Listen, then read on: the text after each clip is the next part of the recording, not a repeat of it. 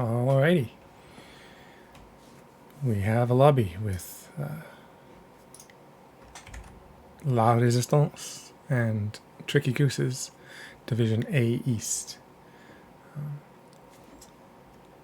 Looks like La Résistance banned Dragonshire and Tomb of the Spider Queen, and Tricky Gooses banned Praxis Holdout and Sky Temple. Tricky Gooses took first pick, and the Resistance chose to go to Alterac Pass.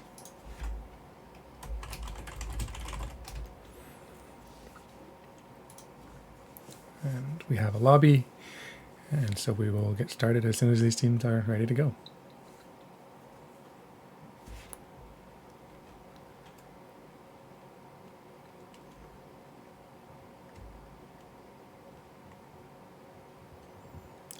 There.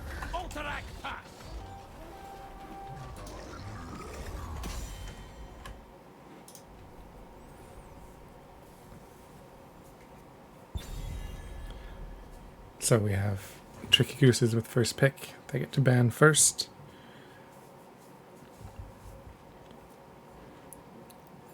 Alterac Pass. A map with camps. Very important null camps, boss camps, and objectives. So any heroes that can kill monsters is very effective. Map's pretty big, so global's also possible priority. We see Stukov being banned out right away. Not too surprising. He's a very commonly picked hero, very annoying to deal with, and very good comboed with a good team. Johanna, no big surprise, also banned out. Didn't get nerfed in the last patch, and super strong. Johanna's never been weak, but right now she's even stronger than normal. For the second ban, we are looking at taking the full time to plan out the team draft. Leeming, good character to stall out the objective. Just get that out of the way. But Junkrat, Chromie, also good options for that. So the counter ban coming out of LA Resistance, must be from Los Angeles. Only going to do that joke once.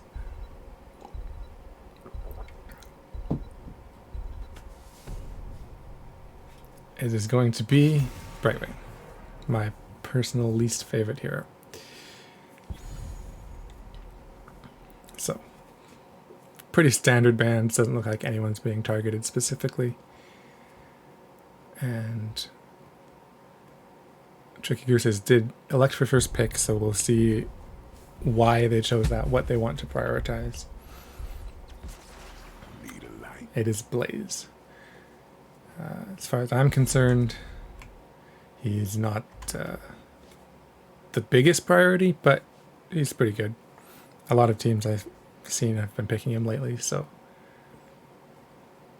I would generally go for someone more contested, but I'm not sure who that would be in this matchup. And La Résistance taking Tychus and Lord Bacon. Excuse me, Anduin. Lord Bacon is not a hero in the game.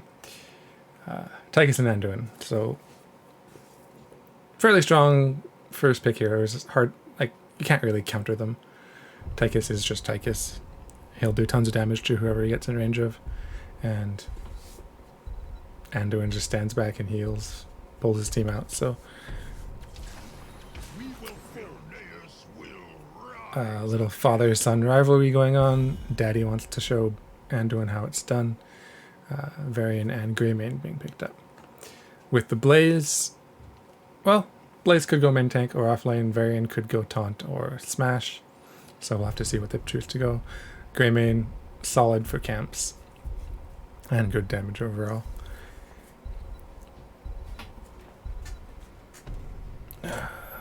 Just adjusting my view. Morales banned out, so we're not going to see Juice Pirates on this map. Gotta wonder what that's all about.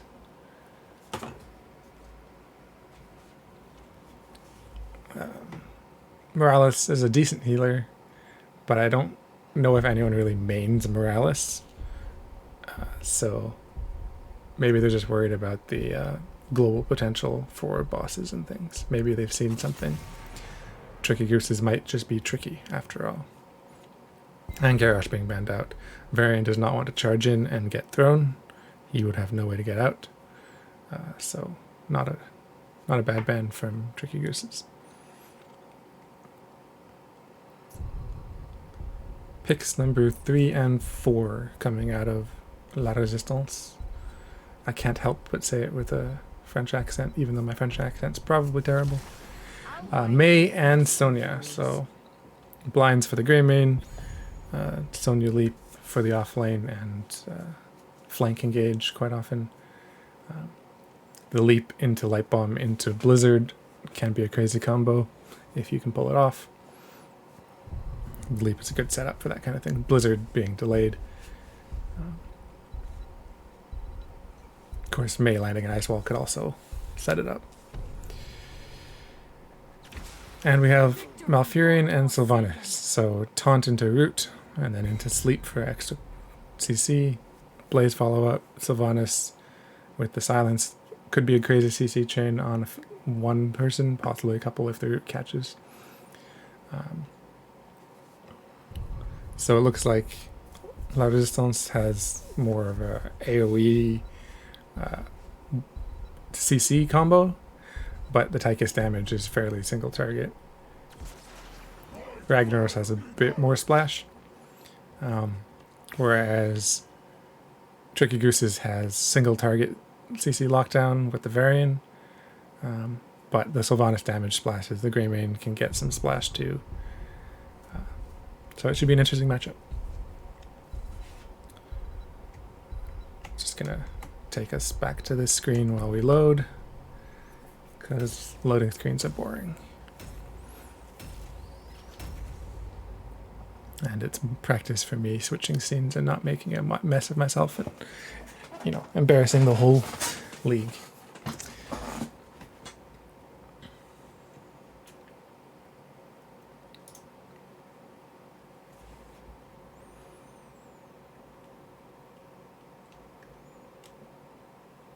Hoping that everyone's computers are fast and the loading screen doesn't take forever.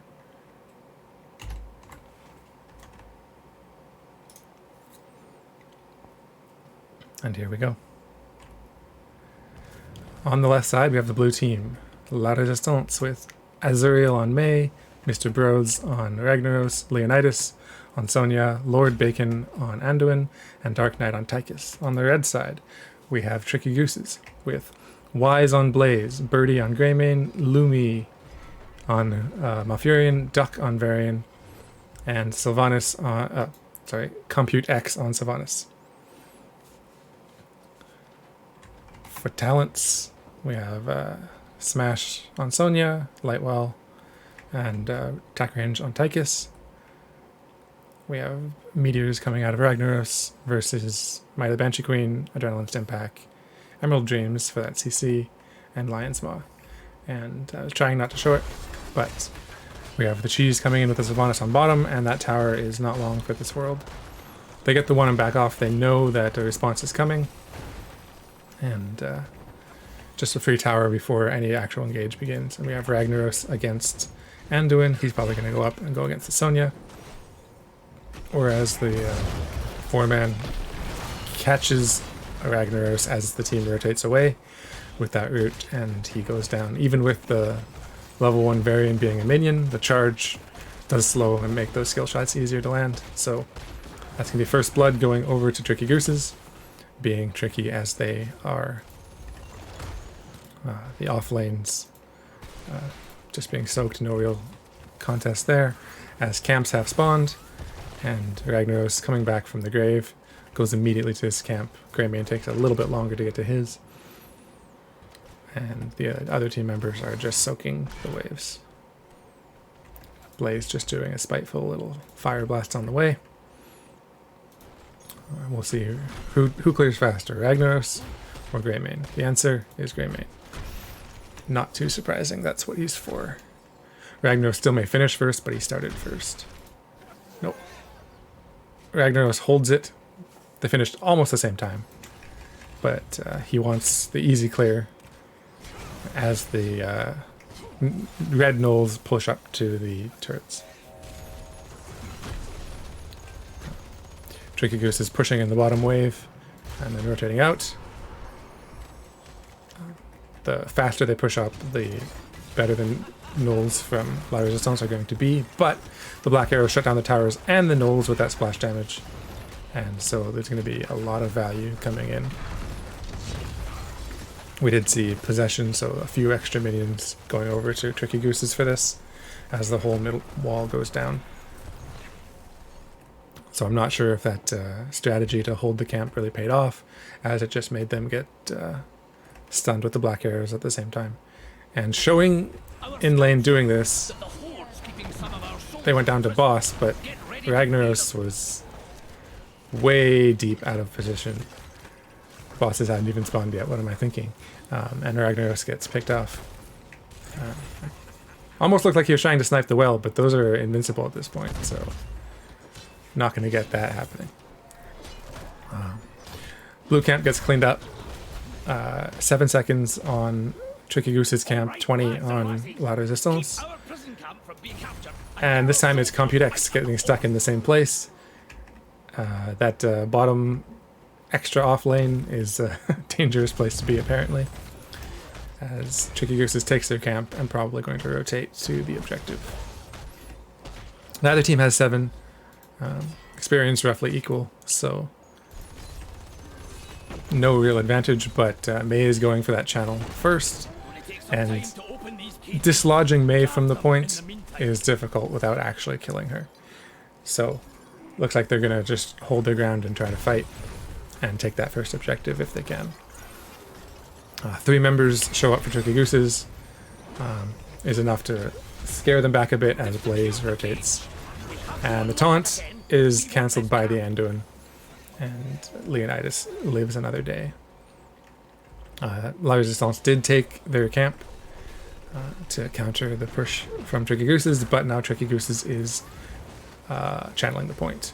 Mei will have that interrupt, but those interrupts won't last forever. Taunt comes in, Greymane dashes, the ice block comes in to prevent any follow-up CC. The root splits the team though, and with nowhere to go, Tychus goes down. Sonya, heavied in the back, takes out the healer.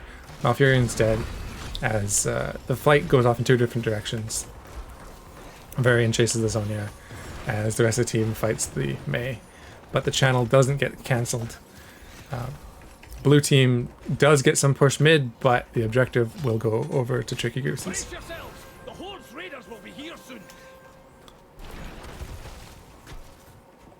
And we do have a full meteor build coming out of Ragnaros. We have Taunt with more Lion's Fang healing.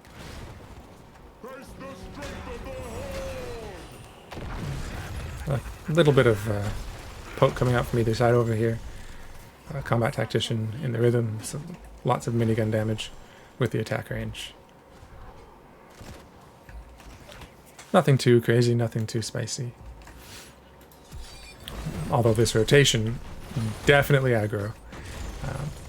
Sylvanas coming in with the black arrows, shutting down the fort, and the taunt comes in on the Tychus, but Anduin does pull him out, even though there wasn't really any follow-up CC. There's the root on the Mei, just buying a little bit more time for the minions to deal damage, and the fort does not go down. Top lane, wall went down. Bottom lane, wall was already down. So, almost a fort, pretty good value, but they already had the value from the earlier pushes with Sylvanas, so I'd call that a fairly successful defense from La Résistance, but they are behind 10s now and behind in structure, so they have a bit of an uphill climb. As Tricky Goose is using those black arrows yet again, trying to get full value from those. Just getting a little bit more damage on these structures. Meanwhile, camps are being taken. Off lane, Blaze is just chasing Sonya around. Decides to go back and soak top instead. Bosses are up at this point. Any team at any point could decide to go for one of those. Sonya is completely surrounded, taunted. Root's there, mind control. Anduin with the pull, not the save, unfortunately. May dives in just to push the team back. The Anduin root stops Blaze from doing any further aggression, and the rest of La Résistance does escape. Heroics online for both teams. We do have Smash, Avalanche, Leap, Light Bomb, and Odin. So with the Smash, that's a ton of follow-up CC in a big AoE splash. But the Varian charges in, he's alone, and Ragnaros gets ganked top lane. We do have the Warbringer, so not the protected. Varian is a little more vulnerable to everything but auto attacks, but it'll protect him more against the Tychus. Curse Bullet, Bunker, Mind Control, and Twilight Dream. So far, the Varian comp is working. The Black Arrow is definitely giving value to the team as they push down this top fort. The taunt comes in on Anduin, Mind Control comes in on the Mei, Avalanche separates 2 out. Anduin does get the follow-up route, but with the Avalanche, the damage isn't there. And no one goes down, so the Avalanche very, very handy. As Tricky Gooses goes in on the objective, has the channel. Greymane peels back to get the camp, and it's 20 seconds until this goes over if it's not stopped by La Résistance. Mei does go in, sets the blizzard, pushes the team back, starts the channel. 10 seconds left on it if it gets recapped, but the Varian charges in, taunts the Sonya, who gets rooted, but the Anduin pull is there to bring him out, her out of the root.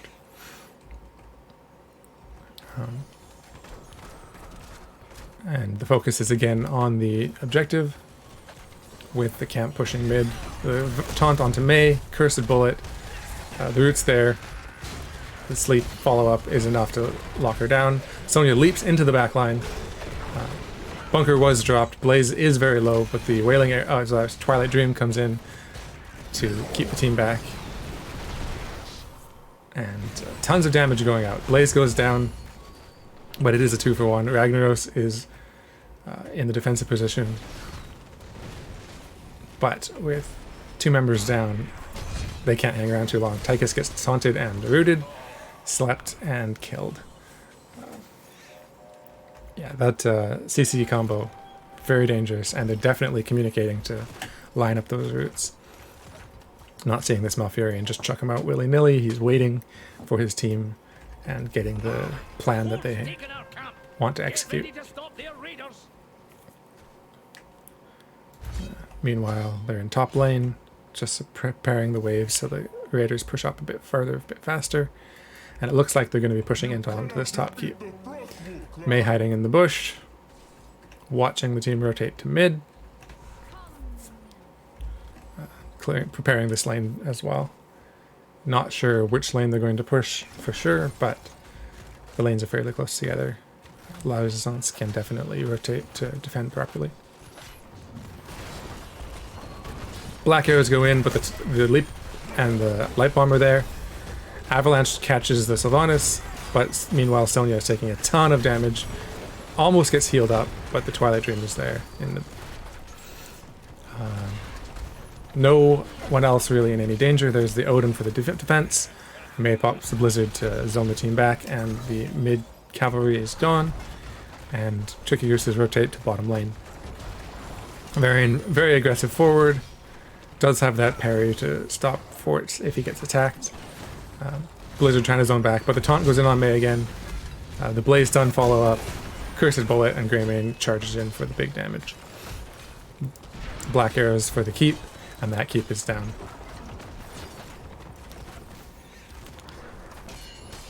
Pushing in onto the mid keep, Varian does have that parry. Tanks a bit of the hits as Greymane gets some hits in, but Tricky Gooses doesn't have the damage to finish it off and waits for the wave and goes in again. That meteor from Ragnaros clearing the wave pretty quickly, but the taunt is there with the follow-up roots and sleep. However, Anduin does get healed and stays alive. Sonya goes down in the meantime in exchange for Varian. The light bomb did sort of self-peel. Mei on the chase for this Greymane, but a little far ahead of the team, can't quite catch. Sylvanas, the new target, does have that double Banshee whale to get out, and there's a weird glow following her. Not sure what that was about.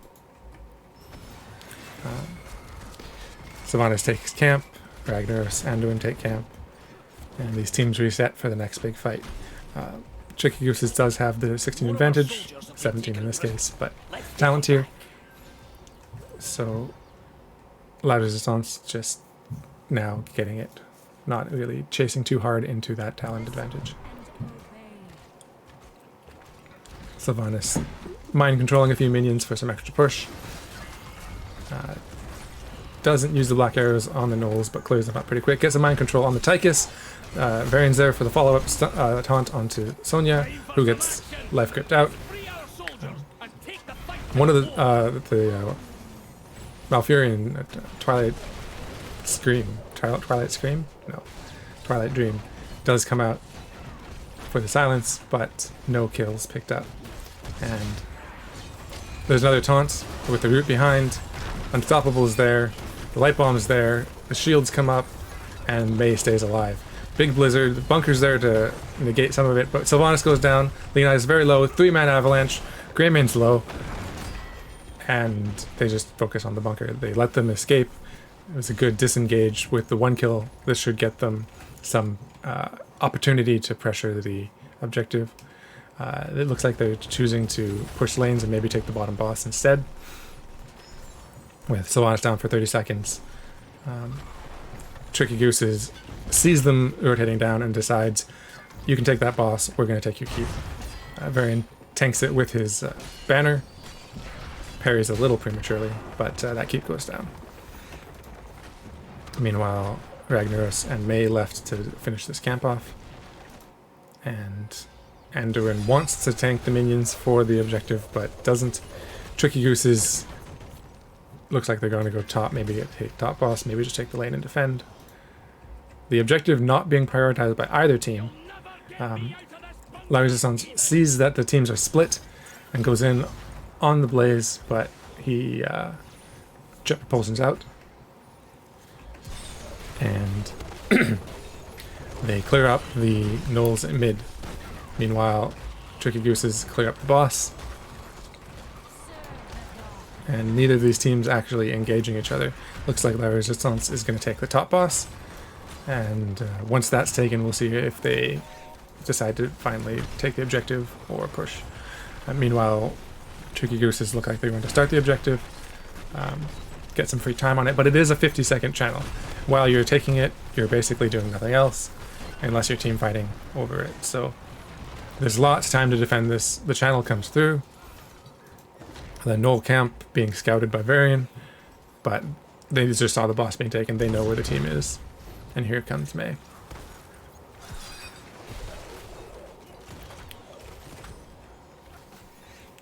We have La Résistance coming in from multiple angles. With the boss pushing, Tricky Gooses does get split by the Mei. 4-man avalanche. Here's the combo. Here's the combo. There's the leap. There's the light bomb. The Ragnaros, Sulfurous Hammer. 3 members instantly drop, and Blaze taken in the follow-up. The huge combo they've been setting up for all game. Even though Tricky Gooses got 20. Bit of shade being thrown. The 4-man kill coming out of La Résistance will give them time to get 20s. Ragnaros doesn't care about the minion wave, just wants the camp. Varian solo taking down this boss. As La Résistance pushes in on keep. With only Varian alive, this isn't all that dangerous. Sonya healing off the minions. With the Anduin not really standing in the light well. That's a classic World of Warcraft problem. Getting a little lower than maybe she wanted to. Let's someone else tank for a moment.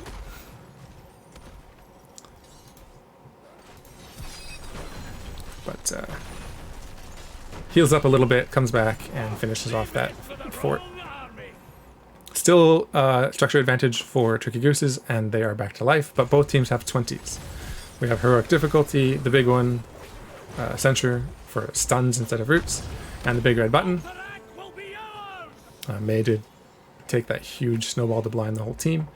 Versus Glory to the Alliance, Blunderbuss, Burn Notice, Dark Lady's Call, and Life Bloom. Sonya did go Crater follow-up, so once she goes in, you're stuck there, and the team's follow-up damage is definitely going to hit you. So that's super dangerous. All ults are up, so it depends on which team gets their combo first. Mind Control catches May. She gets Life Gripped and Unstoppable out. The Curse of Bullet basically just cancels those shields. And the team's reset. There's the leap, catches the Sylvanas. Stuck in their own crater, you can cancel that. Took a little while. 2-man Avalanche. Sulfure's Hammer follow-up, but gets taunted. All the HP getting healed up for both teams, except for Sylvanas, who just dropped instantly. All the lanes being pushed. This keep being shut down by the May. As Tricky Gooses rotates to clear other lanes, the mid keep goes down. Sylvanas still down for 30 seconds. The rotation is top. Blaze a little far forward, but they care more about the building than they do about Blaze. And he just walks out. Jet Propulsion doesn't connect. All the abilities are being thrown at the keep. It's going down quickly, but the cavalry is cleared up. And this game is equal. There's another leap. Nowhere to go. Greymane does dash out, but gets killed first. And 2 keeps down, 2 heroes down. Sylvanas still hasn't spawned. They're pushing onto the core. Jet Propulsion gets dodged.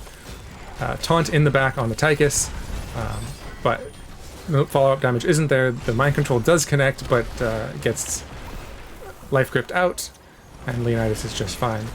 The wave's getting cleared up. Core going low. Light Bomb, and gets... the May dashes in, and Malfurion gets Sulfure's hammered and blown up. Meanwhile, Tychus gets taunted and killed. The Mind Control on the May. She doesn't have that ice block anymore, and it looks like this might just be a defense for Tricky Gooses. Sonya leaps out, cancels her crater so she can walk out, but the Sylvanas chase is there, and Ragnaros goes down. Anduin, full health, does escape. Core doesn't go down, and it starts to heal. Meanwhile, the 3 members from Tricky Gooses look like they want more. Their heroes will respawn faster, though they will be on the other side of the map, and it looks like they might be pressuring Core. No, they're just going to steal a camp. I thought that might be a little bit early for a core call. Little ambitious, but you never know, they might have pulled it off. Just stealing the camp and taking what they can safely, not a bad call. Boss is up, Greymane's going straight for it. The team's going to be there to support, and I don't see a way that La Résistance stops this from happening.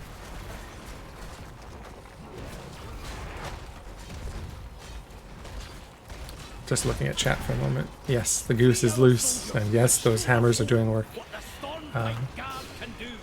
Tricky Gooses take the camp and hearth back to their fully healed core. Meanwhile, Malfurion doing his best to deep push the lane. Not the best at that on his team, but big, massive wave bottom needs to be dealt with a boss. Looks like Tricky Gooses are going to take top boss while the bottom boss is being defended,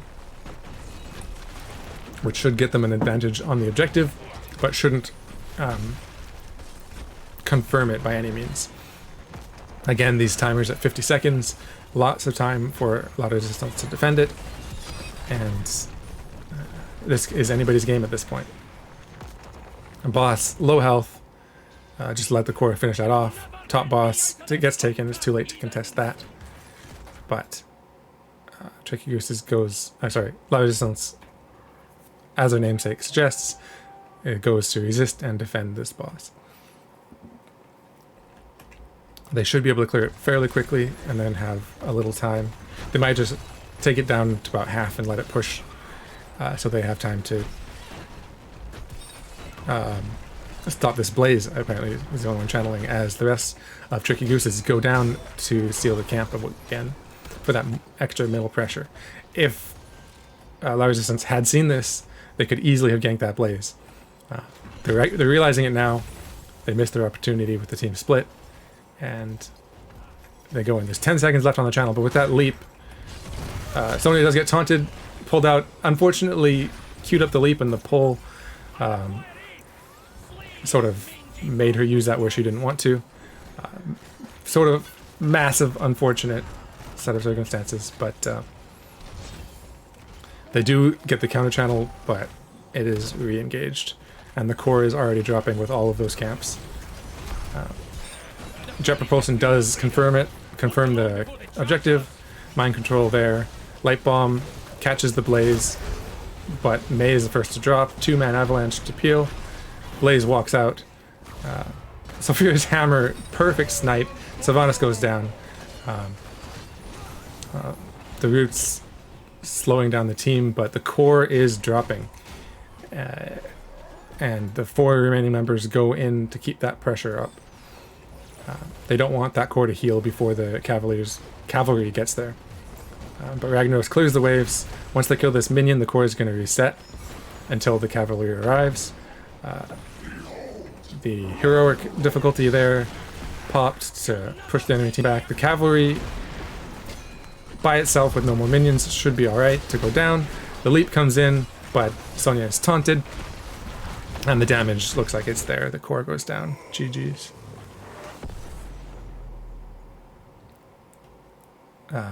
La Résistance had a good push. They got to the enemy core. They just couldn't quite confirm it. Their late game definitely strong.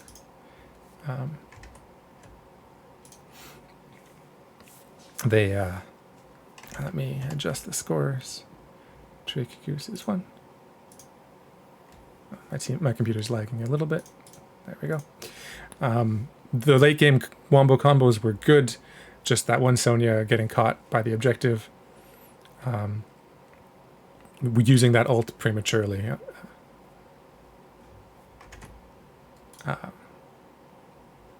Kind of prevented them from getting that engage that they wanted.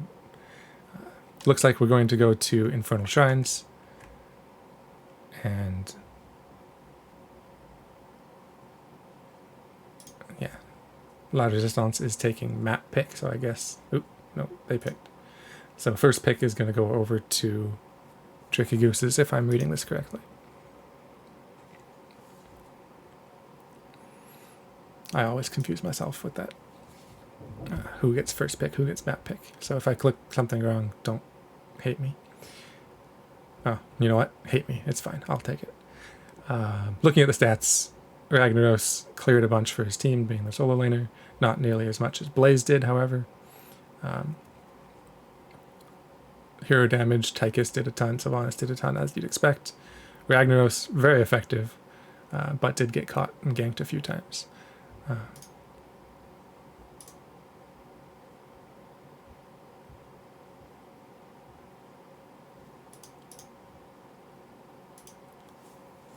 I'm being whispered and I'm not sure why.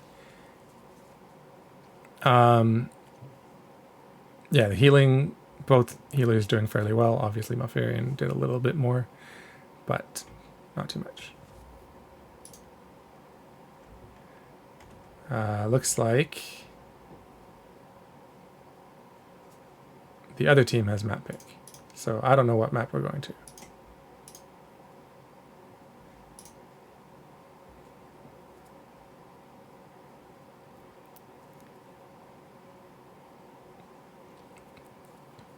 I think the teams are, or at least some members of the teams are just as confused as I am.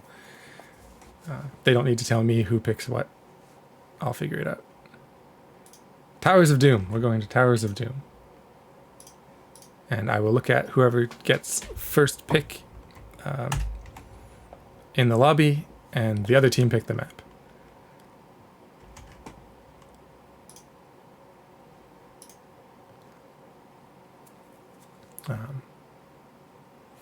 Yeah, Duck was whispering me, and he's on Tricky Gooses, it looks like.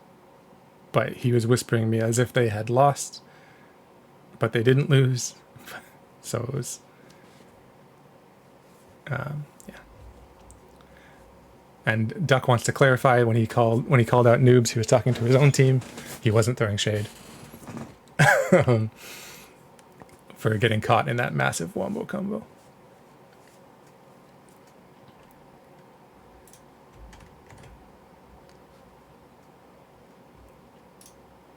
So it looks like La Résistance chose map pick and took us to Towers of Doom.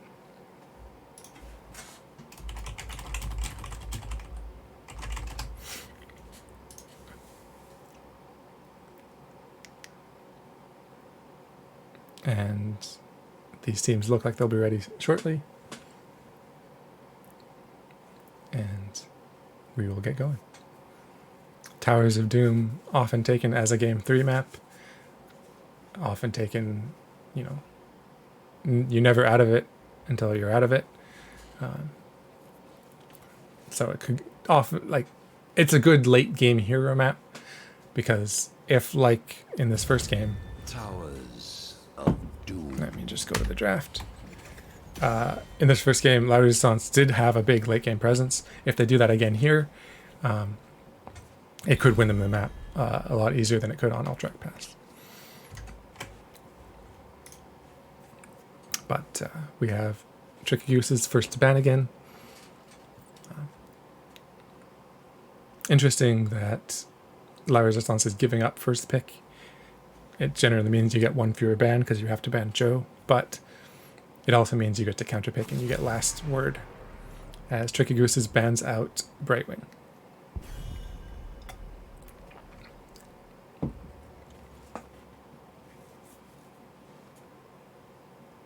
Apparently Duck promised memes. I mean, they are Tricky Gooses and they're all named after birds. Well, sort of. You know, Wise is an owl, Duck is a duck, Birdie is obviously a bird. I don't know what Compute X is. I've never heard of that bird, but Joe being banned out, not too surprising.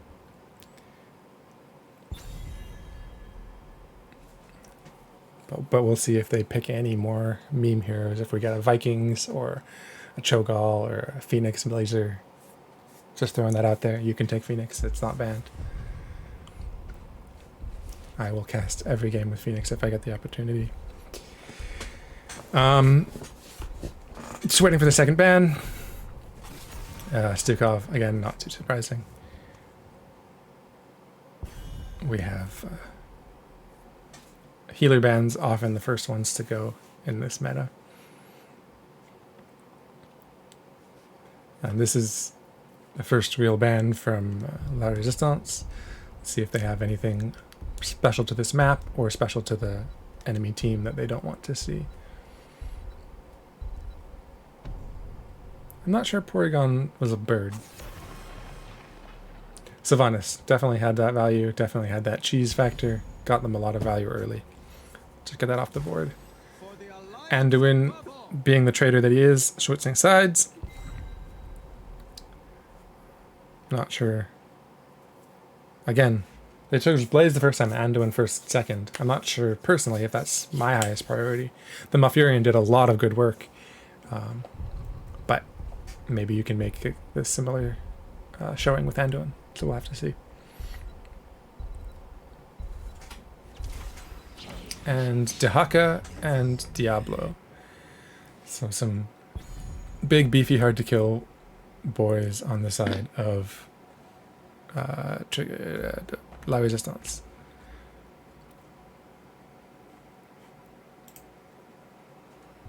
Sorry, I'm just checking Discord, making sure that no one's, you know, complaining about anything. Dehaka can definitely do the rotate thing. Leoric also good for that, so that's a good counter. And Diablo with his recent buffs, just a little bit tankier than he used to be, post 10.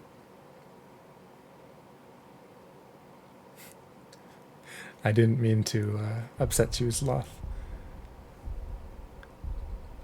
I mean, Porygon kind of looks like a duck, I'll give you that. Just, I've never really understood what he was. Just some random shape. Orphea banned out. Fairly strong mage hero, unless you can interrupt her abilities, because all of them can be interrupted. Diablo, notoriously good for that, but just don't want to see it. And the ban from Tricky Gooses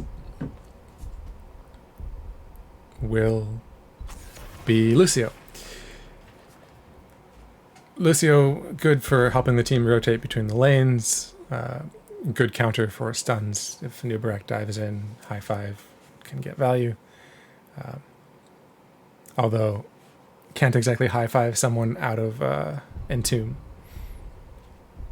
We'll have to see if they even go Entomb. It could be a March game. I do like the level 20 March upgrade. But we have Uther and Tychus. Tychus pretty good at shredding in a Nubarak. Uther fairly tanky himself. Can set up for a good Dahaka or a Diablo Overpower, and then Tychus just shreds someone to death. Tassadar for some range, as long as he doesn't get collapsed on or dove on, he should be just fine. And Butcher. We have a Butcher. Does that count as a meme, anybody? Yeah, Diablo can kind of dive in, Dahaka sort of can, but Tychus not so much. So Tassadar should be able to be fairly safe as long as he doesn't push too far forward. Butcher, however, will have to play very carefully. If he goes too far in, he's just going to get ripped to shreds. I would anticipate that Birdie knows how to play and won't do that. Won't just randomly charge in on minions or something. But the Genji, good dive to chase down that Tassadar with Diablo, so we'll have to see if they get that. Yeah, Dahaka, Diablo, Uther, all with really reliable stuns. Tychus with good damage, Genji with good damage. On the other side, Anubarak and Anduin. Oh, the Butcher has stuns too, so lots of stuns on both teams. It all comes down to who executes better. Going to the loading screen.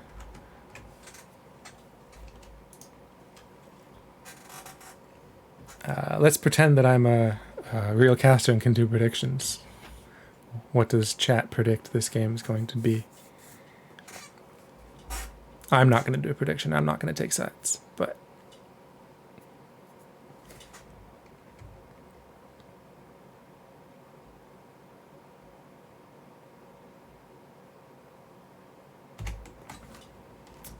all right. Starting on the red side, we have Tricky Gooses with Birdie on Butcher, Duck on Anubarak, Compute X on Tassadar, Lumi on Anduin, and Wise on Leoric. On the blue side, we have La Résistance with Leonidas, or Leonidas, he's got an accent, on Dahaka, Azuriel on Diablo, Mr. Bros on Genji, Lord Bacon on Uther, and Dark Knight on, what's his name, Tychus. My brain does work, it just takes a little longer to get there. Meanwhile, talents, we got Swift as the Wind, Wave of Light, Press the Advantage again, Enhanced Agility, and Nothing, versus Invigoration for the Hamstring, Beetles, Even-Handed Blessings, Field Cancel Death, and Auto Attack from Tassadar. So not going to be as safe as I've originally predicted, but that auto attack with the chain, with the slowing, is super annoying. Dahaka kind of peeling off, gets that, lets Tricky Gooses get that first wave clear pretty free, and the rotational advantage. Meanwhile, Diablo goes in a bit on Tassadar, but Butcher charges him, and Genji just gets as much damage as he can. Diablo did end up going Feast on Fear, so the more he stuns, the healthier he will be. Not going that spell armor against the Tassadar. With the Tassadar being auto attack, it won't be doing quite as much spell damage. And the Butcher is all autos, so we'll have to see if that pays off. Meanwhile, the off lanes, they're double soaking, not even looking at each other. Although Wise decides to slow the rotation and just go right in on the Leonidas. Wise is getting the advantage in that so far. Diablo anchoring for his team, getting camped. Anubarak just wants to be annoying. He's anchoring on the aggressive side. But both teams get their camps. Just that Dahaka is not getting quite as much soak as the Leoric just yet. Anubarak stuns out the Diablo, the root doesn't connect, and both teams just look to take out the pumpkins of the other side. Meanwhile, there's a bit of a fight as Leonidas rotates through, but they both disengage. There's experience to soak, why bother fighting? Pumpkin's almost down, Genji doing shurikens over the wall, not quite sure how he can shoot through buildings, but he does. And the camps are down. Charge in from Diablo, charge in from Anubarak, both of them whiff, but looks like Genji's taking most of the damage, but not really in any danger. Just that healing from Uther a little bit slower, so La Résistance a little bit lower overall in health bars. Objective not yet up. Dahaka doing his best to double soak against this Leoric. Leoric is pretty good at that. As the team goes up, Butcher just getting some extra blood stacks as he gets a few extra minions. Butcher is at 38, 41, all from minions. He will get there eventually unless he is killed off several times. Objectives are spawning in this mid zone. Dahaka is ready for his. Leoric will be able to rotate to his in time. As Anduin starts charging, Diablo goes over the wall, doesn't get the interrupt, the grenade doesn't come through, and Tricky Gooses does get that first channel. Meanwhile, Genji harassing the Leoric, and the fight's going to come up here. Tongue doesn't connect, the Unstoppable is there for Leoric. And both teams are here. Diablo does get a big stun on Tassadar, gets the overpower, but the life grip does pull him to safety. Meanwhile, Leoric flanking from the top. It's kind of alone, but Wraith walks out. Uther starts the channel. Anduin goes up to stop it, but gets completely annihilated in the process as Anubarak does come in for the stun and interrupt. Leoric is soaking during this. These interrupts could be coming for a long time, but Taika stays a little too long, and Diablo says, "You're dead." Beetle's coming in, gonna not attack Uther. That was fortunate for him. And the channel does eventually go over to La Résistance. Meanwhile, Leoric did get a bunch of experience and get his team 7s.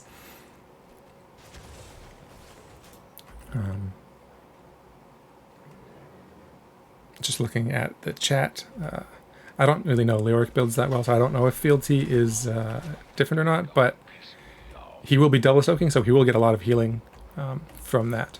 So it makes sense to me. As far as the Anduin, that will let him heal his team faster, burn through mana a little bit more, but as long as it's not ARAM, you can always just go and get more mana. The big dive onto the Genji, the follow-up, Butcher Charge is there, the Protect comes in, he gets rooted but does walk out with his life. Blocked the majority of that damage, doesn't go down. Good CC chain, but not quite enough to secure the Genji. Meanwhile, as I was saying that Leoric was going to stay alive a lot longer, he does get taken down by the Dahaka. As the battle continues bottom, Butcher does charge in, gets stunned by the Uther, pulled out by the Anduin, and Butcher Charge comes in onto the Tychus, but their team's already disengaging. Butcher's low, wants to stay alive, wants to keep that meat.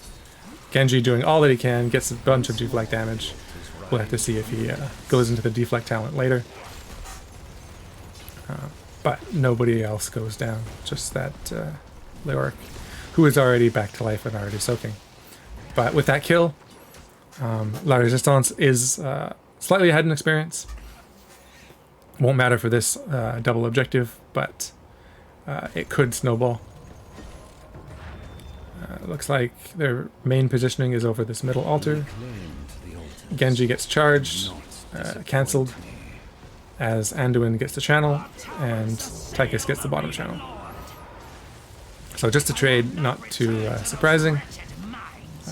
Camps are up in 1 minute. Top camp always up because nobody take it.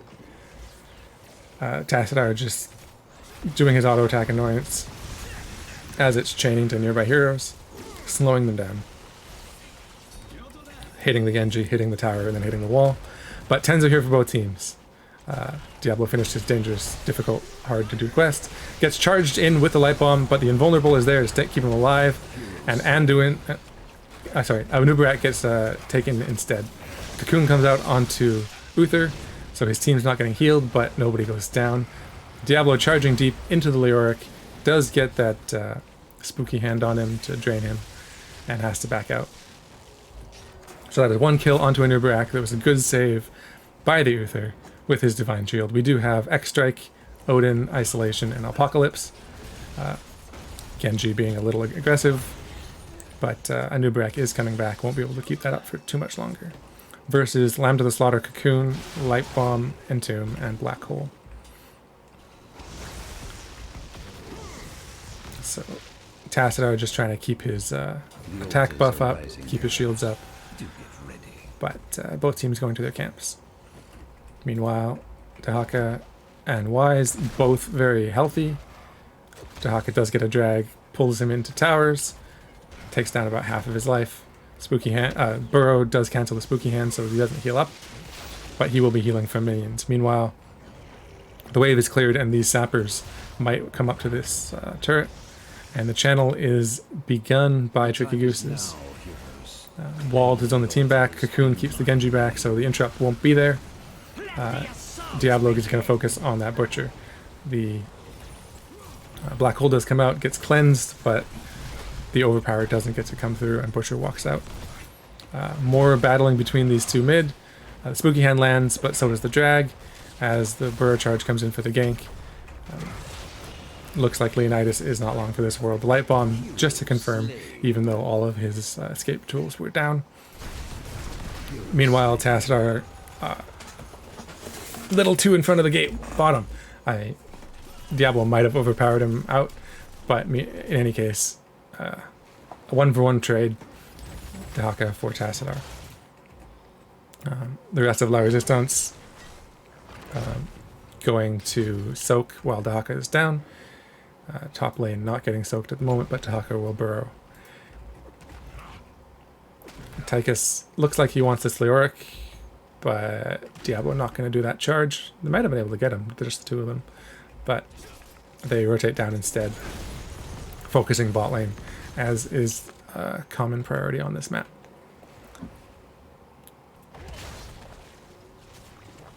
Just getting a sip of water, as Diablo and team positioning very aggressively around the camp that won't be up for 45 seconds, just catching the rotation. The rest of the team gets scouted, Diablo doesn't, but seeing that the team Tricky Gooses aren't going to come up that way, they just back off and heal up. Meanwhile, they do this time decide to go in on that Leoric. Tons of damage goes out. Anubarak does burrow charge in. The Apocalypse comes out. Light Bomb. Everything being thrown out. And Lamb to the Slaughter does catch the Genji, so he can't get that kill. As Anubarak burrows out this time, Genji going in deep. Doesn't get caught by the Entomb. Had the jump anyway with his cyber agility. And all the ults from both teams get used. Odin is still active. Well, not anymore. But 10 ults go down and no kills. So I was excited and then disappointed. Someone has to die when all 10 ults get popped. But La Résistance going for focusing bot lane and camps. Tricky Gooses was looking at the boss but didn't actually start it and gave up both camps, and it looks like some big push damage is going to go in. The first camp did crash into the tower. Second camp, if this tower isn't destroyed, will crash into the second tower.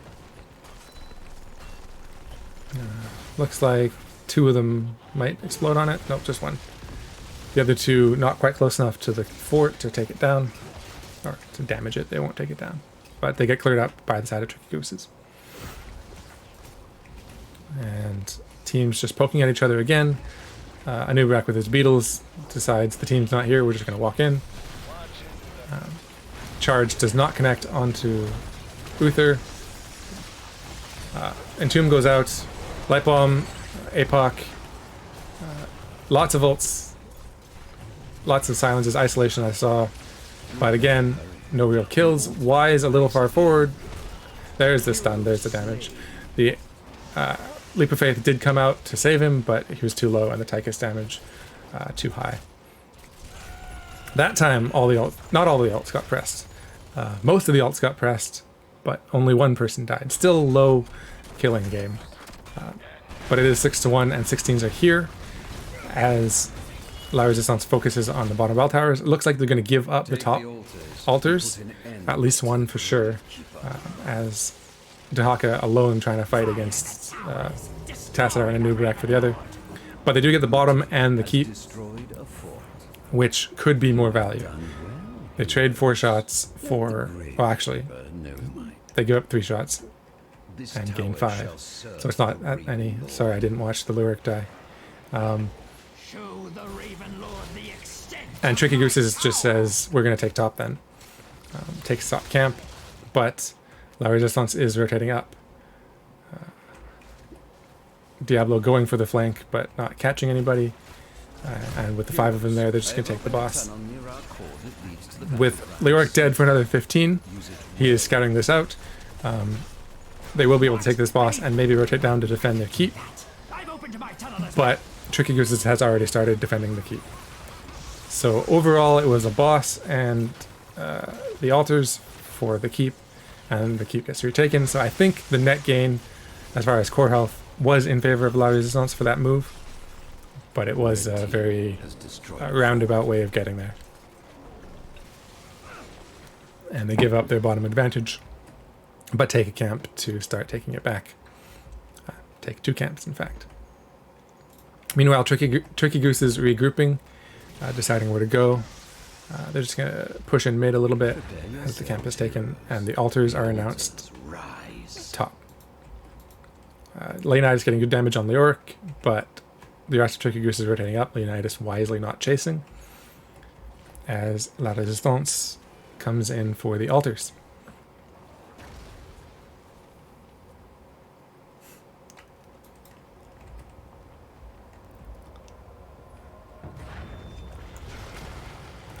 Diablo just walks in, takes all of everything from the team, but just gets de-shielded out and puts a bunch of damage onto the Leoric. The disengage black hole is there, although Genji is in the back line. Walks into the death zone, doing as much deflect damage as he can, but then X strikes again into the death zone and just suicides. It does look like he's stacking up that deflect quest. We'll have to see if he gets a hero 5-man instant deflect kill. Leoric goes down to Tychus top, but Diablo goes down to the team bottom, and Butcher finishes his meat quest. The root's there for the Uther. His Divine Shield is down, but Leoric gets the drag onto the Butcher. Butcher does stack the healing off of Dahaka and chases him down. Meanwhile, Uther does fall. Tychus doing what he can, but Butcher's there. He's going to have another charge in a moment. The Leoric's slow, and that's a 5-man kill, I believe.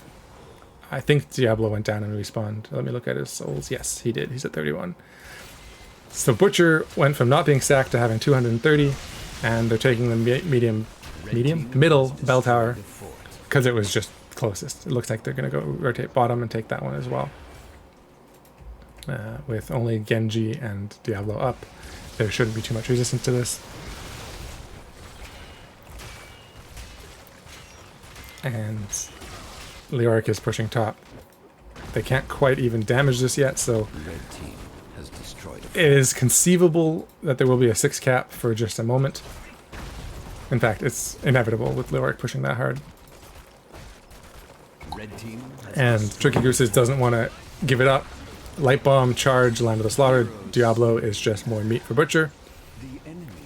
Unfortunately, Leonidas does walk up to the minions, so they don't just instantly die on the death zone, but they have to get this bell tower as soon as they can. Leoric coming in for the flank does get the Entomb. It is a level 20 Entomb, but Leonidas had already burrowed and is able to walk out. Odin popped just to get this cap. It is absolutely vital that they do this. Dahaka does go down in the meantime. So that's 2 dead on the side of La Résistance as an altar is spawning. It is only 1 altar. It will only get 6 shots, but that is half of the core health remaining of La Résistance. It will buy them time to retake some bell towers, but Tricky Goose is not willing to give anything up for free. He does take a camp, and Butcher comes in for the flank. Goes in on the Uther, does 70% of his health before you can even really react, and Uther goes down. Genji does get that deflect quest finished just by picking it, and this is the time for heroes. Pop to deflect doesn't really get too much value. 3 more shots go in. It's 3 to 12 core health with 1 bell tower standing. La Résistance is in a difficult position. 5 seconds on the Dahaka, he can burrow in, and the team does go about starting to reclaim this bell tower. Game's not over, but it's an uphill battle. There will be 2 altars spawning bottom, so taking bottom bell tower back, very important. But any objective, any boss, the boss is up in 15, will be game for Tricky Gooses. So La Résistance has to make something happen here. And with the top camp pushing with no bell tower to buffer, but yeah, they have to force an issue, and they have to do it now. They can't just sit and defend. This will end the game. Genji does scout this out. The buried alive in the back just to keep the team back, but the boss is only at half. Lambda Slaughter does get de-shielded to cancel. Cocoon gets cancelled, and that's a few ults down. Just 1 de-shield for 2 ults, but the altars are up. Looks like with 13 seconds to go, La Résistance does want this off the map, but they have to rotate down to both of these altars. Does Dahaka have a burrow? I don't know where it is. Take the altars and put an end to the Gravekeeper. Apocalypse is there for the interrupt. The burrow is there, so Dahaka is there. Game's not over yet. Light Bomb comes out onto the Genji. Wise goes down. Dahaka going deep for the Anduin. Battle over mid. Meanwhile, Tychus did die, as did Butcher. There's 2 of the pumpkins went in. 5 health to 1. Channel coming through. It looks like it's going to go to La Résistance. They're going to get 3 shots, making it 2 health on the core. They're still in this game. The altar is ours. My goodness. There's fights everywhere. I'm not sure why there was a fight over here, but there was, and people died. Bottom Bell Tower getting converted. Camp being taken by Dahaka. Next camp will be up in 27 seconds. Look like this is the camp that's going to matter. If this pushes in, it could end the game. But by the time they walk there, Butcher might be back up. But for now, it's a 4v4. And this is a tense moment. Let's zoom out a bit to get as big a picture as we can. Cocoon comes out on Diablo, but he's in range of the towers. That shouldn't last too long. Wise zoning out the team in the back. Unstoppable, pre-cleansing, the de-shield because of the Entomb. The black hole comes out, does nothing with the invincibility, and stun comes out onto Wise, but he Wraith walks out. Apocalypse comes out, doesn't connect. Both team members that were dead are now alive. Butcher charges in, does not drop his Lambda Slaughter yet. Butcher did not take the upgrade, so it's only going to hit 1 person anyway. Odin comes in for the extra damage. The sappers are walking there. There's a drag. Tassadar first to fall. Lambda Slaughter comes in, gets the Dahaka. Damage coming in. Genji damage coming in, gets Wise. Reset comes in. There's the deflect. Butcher goes down. Leoric goes down. And there's the sappers. That's the game. My goodness. La Résistance brings it back and takes game number 2 with 1 core health remaining.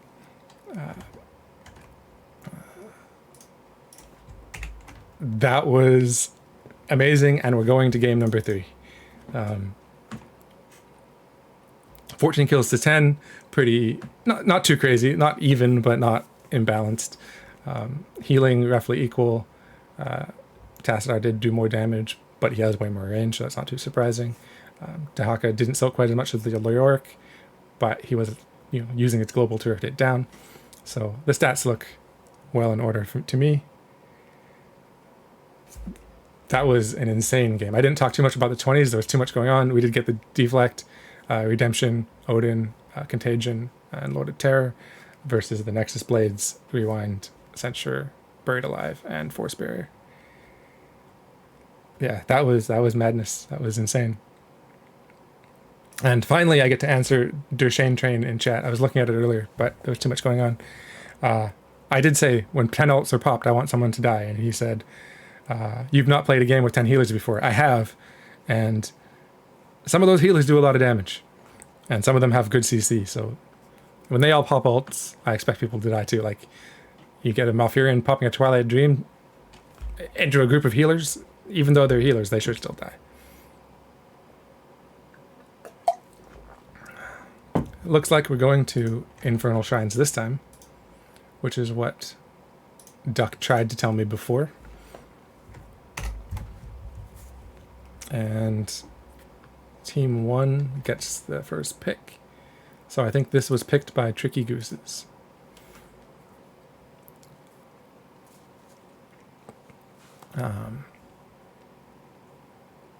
Yeah, I'm...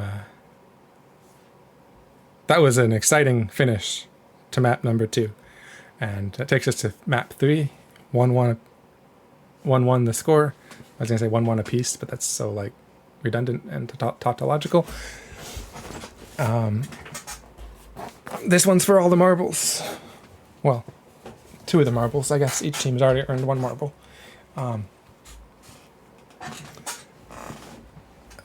Excellent comeback from La Résistance to make this a series.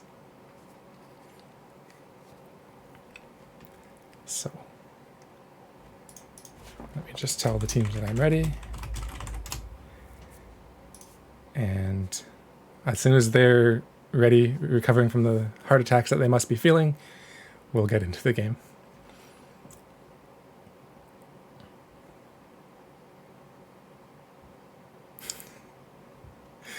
Tranquility isn't an alt. Twilight Dream is the only alt that Malfurion has. Like, what is AoE healing? It's so slow, like, it's not going to save anyone's life. Twilight Dream deals more healing because it negates more damage, because people can't do anything anymore. Especially at 20 when you can teleport. Although, my first time using it, I didn't realize that the teleport was a separate button. And I kept using it out of range and wondering why I wasn't teleporting to my target. It was, you know, you can't start out good at the game. You actually have to read the talents before you figure things out.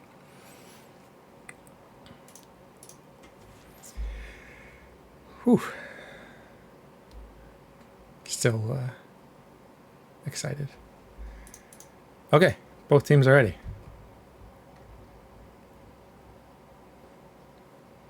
They've pushed go. We're just waiting for the game to catch up.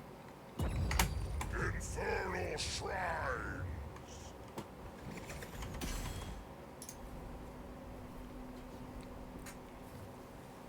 All right, here we are in game number 3. And this time, La Résistance gets first pick. And they are electing to ban someone. They have lots of time, so I shouldn't be warming it up yet.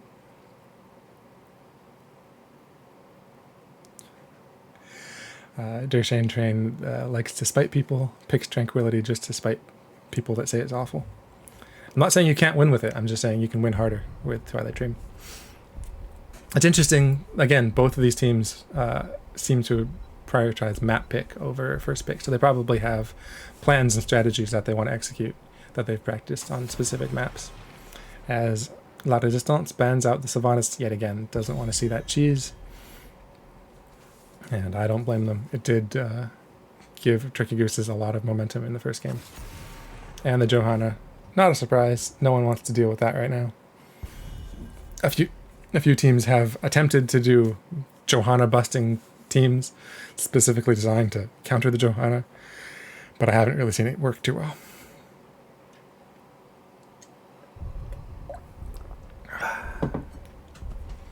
Second ban coming from La Résistance. It's going to be Hogger. Infernal Shrines, notorious for being one of Hogger's maps. Get that infinite spin on the objectives, which kind of works, except he kind of spins around the minions. He doesn't clear them quite as fast as I think he ought to, as some other heroes do. But if the enemy team is there, he's definitely super annoying. The Dahaka banned out in exchange. Frankly, I think if you just take like Tychus or Raynor and just shoot him while he's spinning, he'll die before he gets any real value from that. Stukov not banned out this game and finally gets picked by Bacon. And Leoric, Hanzo, the counter picks right away, not really hesitating. They know what they want. Hanzo, how do I feel about him on the Shrines? I don't know. He does have sort of 3 different builds that people would like to use. do his exploding arrows explode on the shrine minions? I don't think so. So I don't know how his clear is on it, but maybe he's just there because there's good angles. Meanwhile, Sonya and Varian picked up. Leap into root into silence, into taunt. Could spell disaster for someone as weak as Hanzo. Could spell disaster for someone as tanky as Leoric. Silence is deadly. We'll have to see if he goes reactive Ballista Spores or Lurking Terror, or whatever the execute talent is. Tacitar's banned out. Don't want to see those walls. Don't want to see that auto attack build, even though it was their own Tacitar last time. And in exchange, La Résistance decides you're going to ban my TAS, even though it's your TAS. We are going to ban your... And we fill in the blank. I always try to like line it up with when they're going to pick, but I don't know when they're going to pick. So I'm just hoping that they were going to pick something with 10 seconds left. I was wrong. Taking the full time, they're going to ban Diablo. Again, they had him last time, but they feel he's strong, which is why they picked him, so they don't want the enemy team to get him. And with Varian Sonya, I don't expect La Résistance to pick another tank. So I just had a thought. If La Résistance wins this, are they actually a French team? And do they think because I'm Canadian I speak French? Will they try to do an interview in French? Because if they do, I'll only understand every third word. So Brightwing and Blaze picked. I'm now rooting for La Résistance because I hate Brightwing. But I'm also rooting for Tricky Gooses because I don't want to have to talk in French. So I'm rooting for both teams.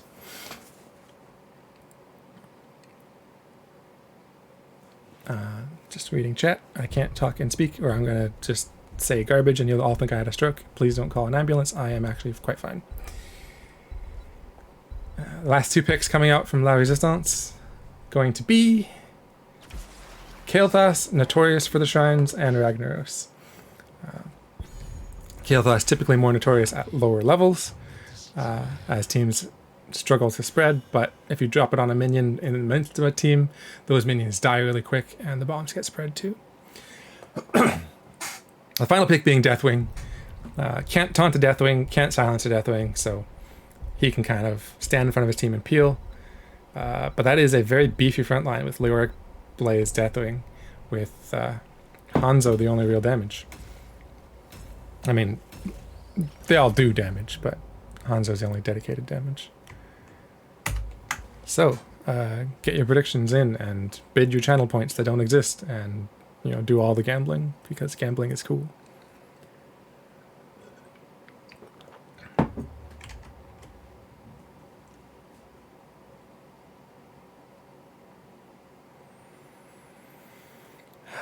Taking a breath.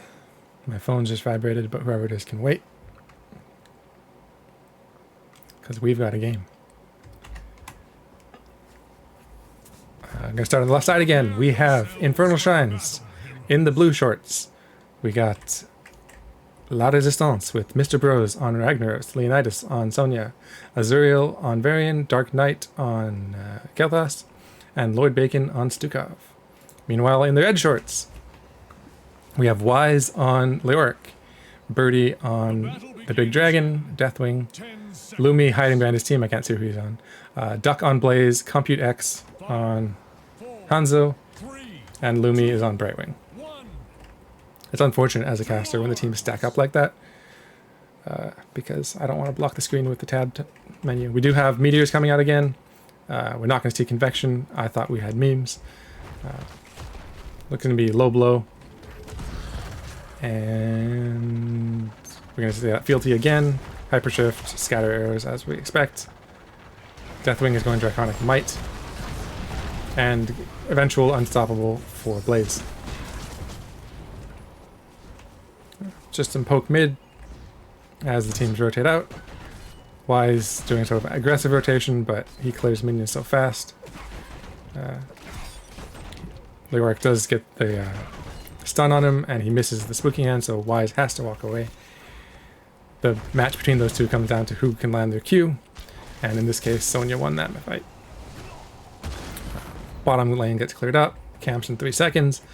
Both teams looked to be posturing, although the wave crashed, so La Résistance clears the wave first before rotating up to camp.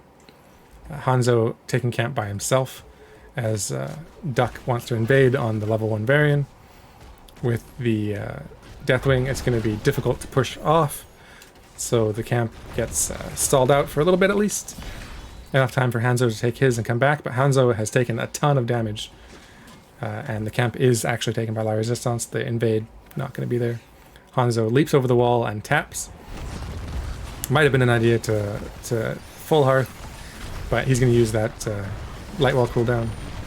Healing well, not light wall. That's an Anduin thing.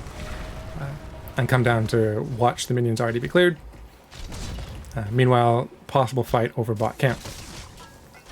Sonya is there to clean up the minions, but Leoric is rotating to top soak first.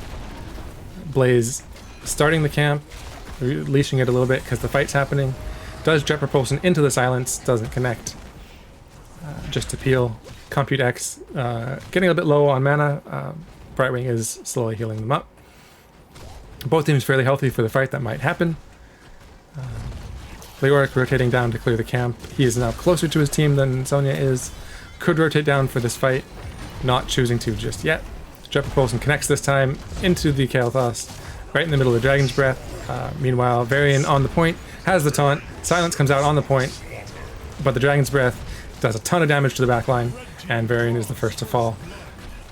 Deathwing second, and the bomb, is it enough? No, 9 hit points left on the Blaze, gets a jet propulsion, and stays alive. That was tense. I thought Blaze was for sure dead, but Tricky Gooses does come out on top. 3 kills to 1 in a really close, tense fight. Meanwhile, Leonidas still soaking, and Tricky Gooses gets the start of the objective. Hanzo went explosive arrows, but it's Leoric who's doing most of this clear. The taunt comes in on Hanzo, but Varian very far ahead of his team gets polymorphed. Flame Strike comes in, Living Bomb on the Leoric. He goes the opposite direction of Hanzo, doesn't spread that disease. And they push Tricky Gooses off the point, but they still have a bit of an uphill climb. The arrows did look like they exploded, although that could have been the Kael'thas. And that fire catching all of Sonya.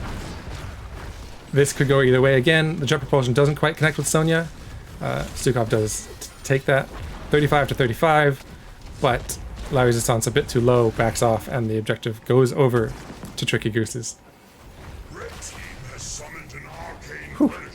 Level 7s are here. Possibly why La Résistance backed off from that fight. Varian does bait the Punisher over the wall, and the fort starts attacking it. Meanwhile, Sonya and Leoric back to lanes, back to soaking. Punisher's getting cleaned up. It's going to leap again in just a second. The Ragnar is there just to save a bit of damage as he eats all of the Dragon's Breath, and just that cooldown got annihilated. But it saved a bunch of HP on the fort, which was the point. The Tricky Gooses had already left, so Ragnaros wasn't about to get any more value from it. Stukov scouting the bush, making sure that Varian's not in any trouble. As Blaze again rotates from the top, and the whole team, the whole 5-man team, is coming in for this invade. This time they're pushing the issue.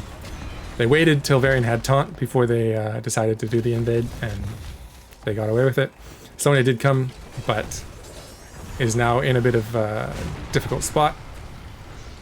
The stun from Kael'thas, not enough to peel, as Brightwing and Blaze get those last shots, and Sonya barely doesn't make it out alive. Meanwhile, Kael'thas throwing some bombs at some Khazra, just wants to stop damage on the tower. Ragnaros gets chased down, jet propulsion doesn't quite connect, so the polymorph doesn't follow up. Polymorph just to peel the Stukov, as the big trait connects onto Hanzo, slowed in the silence, had nowhere to go, and Brightwing's healing is not that bursty, at least without hypershift, and hypershifting into a silence could often just mean 2 go down. And so their prize, La Résistance, takes bottom camp. Ragnaros did do a lot of damage in the first game, so yes, it's another Ragnaros. We'll see if they get any more of those sniping hammers after 10s. But 10s are here for Tricky Gooses. With Bunker, Fear, Entomb, Blink Heal, and Dragon Strike. Entomb Dragon Strike seems to be the combo. They almost get there for the invade. Bunker goes down. Dragon Strike does go in the choke. As Leoric comes in the back, the team can't quite collapse on him because of the Dragon Strike. And Résistance backs up. They did do some damage to the camp, but they weren't quite there enough to get the channel. And that's 3 heroics used in exchange for none. So even though they didn't get the camp, they didn't stop the camp, they didn't kill the camp, they did win that fight. Jet Propulsion connects onto Sonya, who is then polymorphed and shot many times by arrows by Hanzo. And the oil just doesn't let her get out. And doesn't get behind the wall, and she goes down. So that was a good CC chain kill onto the Sonya. Varian slowed and stunned and breathed on a little bit as this wall goes down. If Tricky Gooses get the Punisher, it's going to be a lot more dangerous without that wall. Varian did go full parry this time, as all of the damage is an auto attack. And Stukov's there for the heal. And La Résistance looks like they're going to take their camp before they go in on the objective. But only 3 members here for the moment, Leoric and Blaze both being offlaners. But they're also coming in for a flank. Stukov looking mighty exposed. But he gets out just fine. Blaze pops the Unstoppable as Sonya spins. And Tricky Gooses are pushed off the point. Leoric the last to escape with his Wraithwalk. And La Résistance's turn to catch up on some Shrine minions. Meanwhile, Tricky Gooses does back up, get their mana back, taps everything they need to do. They're very healthy. Stukov does get entombed. The Jet Propulsion doesn't connect as it has to go around the tomb, but the Dragon Strike is there. That's the combo they were going for. But Hanzo dies in the back. The Big Fear from Deathwing does peel. The Cataclysm doesn't connect on anyone. But Kael'thas has nowhere to go, being slowed, getting stunned, and incinerated both by Blaze and by Deathwing. Lots of fire. And Leonidas again gets slowed, nowhere to go, polymorphed and stunned. Spins for his life, doesn't spin fast enough. Just spin faster, heal more. Ragnaros getting some meteor damage, but this objective will go over to Tricky Gooses unless there's some miracle. I don't think I went over it, but we do have Sophia Smash and Leap with Pyroblast, Swipe, and Shield Wall. So not as many tools, but Leap into Smash with Pyro, if that Pyro hits multiple people, could do a ton of damage, as long as it doesn't get timed with the Swipe. But hopefully these teams have practiced enough or coordinated enough to call that stuff out. Tricky Gooses are holding this while Leoric pushes bottom. Blaze does finally kill the final minion, and the Punisher begins its walk. Looks like Azoriel's going to taunt it, but take the jump. But the CC is there with the stun, with the polymorph, and the Dragon's Breath. Does go down. Ragnaros does channel, but the Dragon Strike hits Ragnaros while he's a building, and doesn't last very long. Saves some hit points on the fort, but the fort's going down anyway. The Fear does not connect post Cataclysm. Stukov slow silence does connect, but there's no follow-up. Spectrum, I see what you did there. Yeah. The leap over the wall, Mr. Bros should be just fine. Punisher does punch him many times in the face, but there is no dive CC follow-up, and the Punisher goes down. Varian goes in to taunt the dragon, but the dragon just casually flies away. I am joking, he cannot physically taunt. You literally can't use the button on the dragon. It's not like Uther, who can attempt to stun it and just not work. Camp being stolen by Tricky Gooses as they have the 16 advantage. Not too surprising. They are pushing in. The charge onto the Hanzo does slow him down much, but Doesn't actually use the taunt. And there's the Entomb on Kael'thas. Leap into Ragnaros Sulfur Smash does confirm, excuse me, the Hanzo kill, but the Deathwing stun into the Blaze stun confirms the Sonya. The CC chain's putting in work in this game for both teams, but it is a 2-for-1 kill for the side of Tricky Gooses. Meanwhile, Leoric does get slowed and silenced, and tons of damage go out on him, but the chase isn't there. They want to just protect their buildings. Deathwing confirms bottom keep with the help of minions. Deathwing and Blaze so hot right now.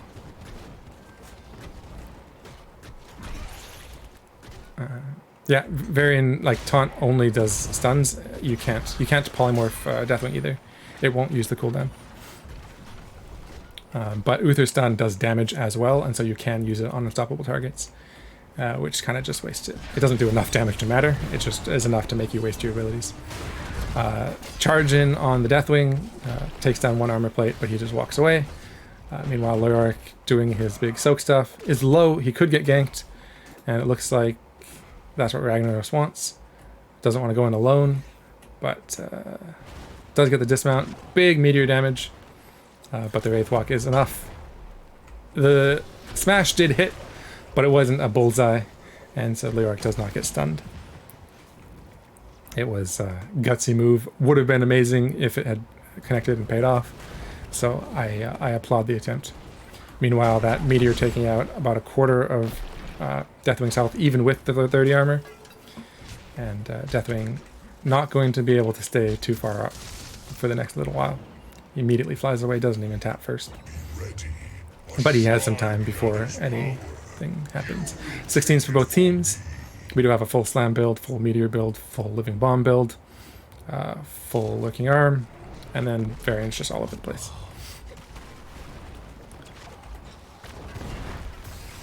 Deathwing is already back to full. Probably landed some of those Skyfalls for the extra healing while he's out there. And now we wait for the Shrine. The Shrine is just now active. And Tricky Gooses are in there first. The Entomb doesn't connect. Big CC stun silent taunt on Leoric. But the phase shift comes in and he stays alive. Kael'thas does get Dragon Struck and dies, and then the follow-up chase gets the Varian. So the Leoric CC chain was almost enough, almost killed the Varian CC chain, almost killed the Leoric, but the team was just kind of clumped up in the back, and all the big AoEs were enough to take down the squishy characters. Kael'thas does have his shield finished, but wasn't enough to keep him alive. And Leoric is pushing in the mid fort, and the Punisher is going to push in on the bottom keep. The silence not quick enough. The Wraith Walk gets Leoric out as 20s are here. Quick burn notice, stood in the fire, buried alive. Nothing from Brightwing, and the Dragon awakens for even more Dragon Strikes. Leap comes in onto Ragnaros. Follow-up CC is all there. He does get out. The mortar is not quite enough. Dragon Strike not quite enough. But Sonya on the other side does go down. Deathwing using that Cataclysm on the fort. That does confirm the keep. Punisher still at half, being baited towards mid, but the stuns are there, and Stukov takes a bit too much. Meanwhile, Silence Tomb on the Ragnaros probably maybe going for the Molten Core, I'm not sure. But he gets annihilated. The last jump of the Punisher goes on the Varian, but with the team on the core, it's not going to be enough. Kael'thas dies for good measure, and that's going to be GG. Game goes over to Tricky Gooses.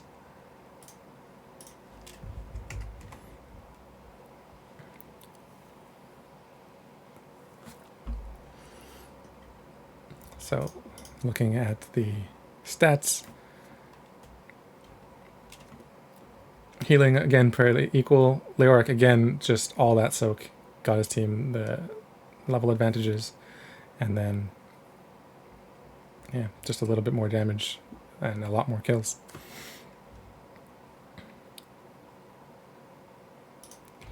Let me see.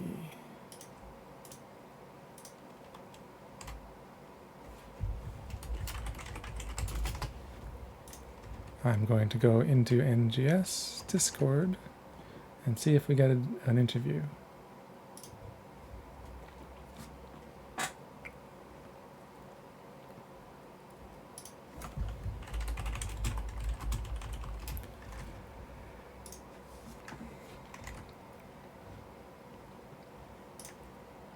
And I'll switch it over to talents for anyone interested.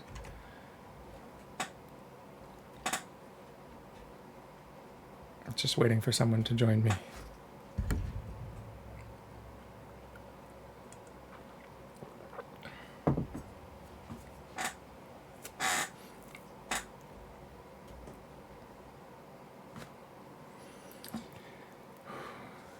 So if anyone has any questions, type them now. There's a bit of a delay, and I will look over and try to see them. Or if you have anything you want to tell the teams. Because in my mind, it just goes completely blank as soon as I have to think of something. So I'm just going to be winging it here. Hello. Hello, how's it going? It's going fairly well. We have Duck from Tricky Gooses. GG's. Thank you. GG's to everyone. How are you feeling after those matches?